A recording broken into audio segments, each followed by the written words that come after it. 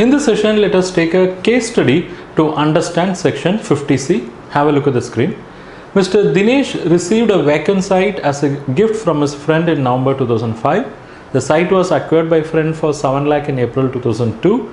Dinesh constructed a residential building during the year 2010-11 in that property for 15 lakhs.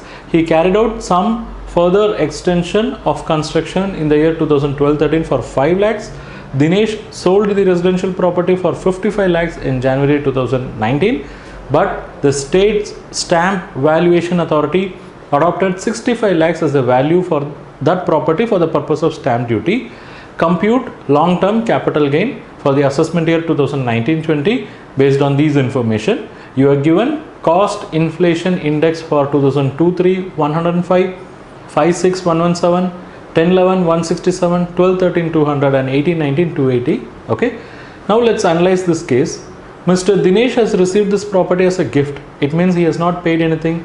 So we may think that cost of acquisition for him is nil, but as per section 49 subsection 1, if asset is acquired by way of gift, then cost of the asset will be deemed as cost for which the previous owner acquired that asset. In this case, it was acquired by Dinesh friend for 7 lakhs. Okay, but Dinesh received this property as gift in which year? 2005-6. So we have to consider cost inflation index of 2005-6 to arrive at indexed cost of acquisition. Okay, let's do that calculation as well. 7 lakh divided by 117, which is the CII for 2005-6, multiplied by 280, which is the CII for 2018-19. Okay, that is the previous year in which the asset was sold. If you do that, you will get 16,75,214. And we are also told that he constructed a residential building 2010-11. Okay, so for building we have to arrive at indexed cost of acquisition. Cost of building is 15 lakhs and cost of the cost inflation index for 2010-11 is 167. So what is going to be the indexed cost of acquisition? It is 15 lakh into 280 divided by 167, and what we are going to get is 25,14,970. Okay, next we were also told that he made further extension during 2012-13, and for that year cost inflation index is 200. Okay, so indexed cost of improvement of that building, that portion will be 5 lakhs into 280 divided by 200, and what you get is 7 lakhs, and all the three what we have calculated now goes towards the indexed cost, and we can deduct them from full value of consideration.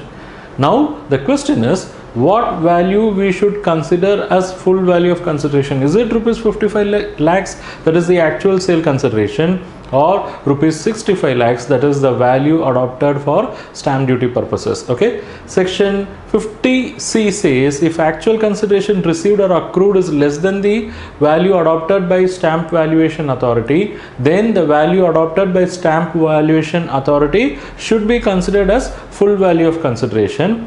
We know there is a marginal exception, that is if stamp value is within 105% of sale consideration, then that actual sale consideration itself can be considered. But in this case, stamp value of 65 lakhs is greater than that. Okay, so we have to consider 65 lakhs as the value, because that is a value adopted by stamp valuation authority. So that should be considered as a full value of consideration. Okay, now let's get into the calculation part. Computation of long-term capital gain of Mr. Dinesh for the assessment year 2019-20. Item 1 is full value of consideration 65 lakhs.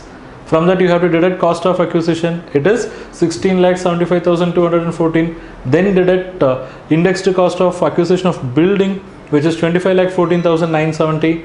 Then deduct indexed cost of improvement of building, which is 7 lakhs. So if you deduct all the three items from the value of that is full value of consideration, what you get is long-term capital gain, which is 16,09,816.